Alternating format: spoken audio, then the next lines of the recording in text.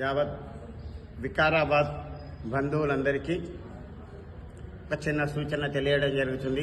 గత కొన్ని సంవత్సరాల సంధిగా కూడా సందిగ్ధంలో ఉన్నటువంటి ఒక హోలికోత్సవ కార్యక్రమానికి మీ అందరికీ కూడా సూచన తెలియడం జరుగుతుంది. ఈరోజు మాత్రం బుధవారం సాయంత్రం కార్యక్రమం హోలికోత్సవం కామదహనం జరగబడుతుంది. రేపు కూడా కొంతమంది కామదహనం చేస్తారు. రేపు రాత్రికి పౌర్ణిమ వచ్చినందువలన శుక్రవారం రోజు మాత్రమే హోలీ ఆడాలి. ఎందుకంటే దాంట్లో విశిష్టత కలిగినటువంటి ఒక్కటి ఇది హోలికోత్సవం అని అంటాం. దాన్ని దృష్టిలో ఉంచుకొని ఇంకోటి ఉంటే సశాస్త్రీయమైనటువంటి ఒక్క రంగులను మాత్రమే వాడాలి.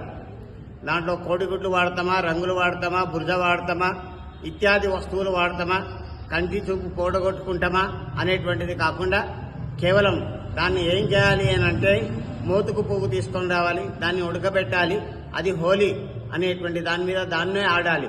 కనుక యావత్ ప్రజానీకం వికారాబాద్ పరిసర ప్రాంతాల్లో ఉన్నటువంటి వారందరూ కూడా శుక్రవారం రోజు మాత్రమే హోలీ ఆడాలని తమరితో సన్నీయంగా ప్రార్థన చేస్తున్నాం. మరుసటి రోజు ఆడకూడదు. కేవలం శాస్త్రీయమైనటువంటి ఒక రంగులను మాత్రమే ఆడండి.